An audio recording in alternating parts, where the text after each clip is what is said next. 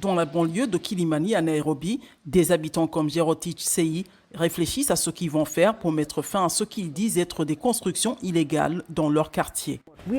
Ce dont nous souffrons aujourd'hui, c'est d'une construction non planifiée.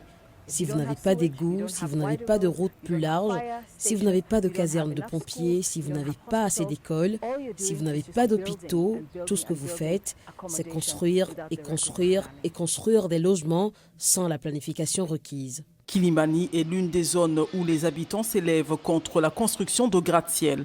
L'architecte Alfred Omenia dirige le cabinet de conseil en développement urbain EcoBuild Africa. Beaucoup de bâtiments que nous voyons ici ne répondent même pas aux exigences de la mairie en matière de contrôle du développement. Et ils sont approuvés par la mairie. Je peux le dire sans crainte d'être contredit, depuis des années, la mairie est à la citadelle de la corruption. Jerotich affirme que les entreprises chinoises utilisent des pratiques de corruption pour contourner les procédures légales. Et j'en appelle vraiment à l'association chinoise des promoteurs immobiliers. Ils sont complices. Ils ont compris la propension et l'appétit pour la corruption que l'on trouve dans ce pays et ils l'ont exploité au maximum. Les représentants du gouvernement de la ville ont décliné la demande de commentaire de la VOA et les constructeurs chinois n'ont pas répondu à la demande de la VOA de réagir à ces allégations. L'économiste ex-Iraki affirme cependant que les entrepreneurs chinois ont apporté de l'efficacité à l'industrie de la construction. Laissons la concurrence s'installer. Je pense que cela va améliorer le secteur de la construction au Kenya. L'expertise kenyane va apprendre quelque chose. À long terme, les clients en profiteront car s'il n'y a pas de concurrence, nous ferons du travail bâclé, nous ne serons pas efficaces.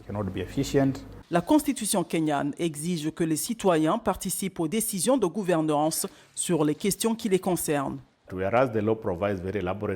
La loi prévoit clairement comment le public doit participer, mais cela n'existe pas dans la pratique. Des fonctionnaires demandent la participation du public alors qu'ils ont déjà pris leur décision. Ce n'est que pour cocher les cases. Selon Alfred Omenia, les fortes pluies et les inondations meurtrières qui ont récemment frappé le Kenya aggravent les problèmes causés par les constructions non planifiées.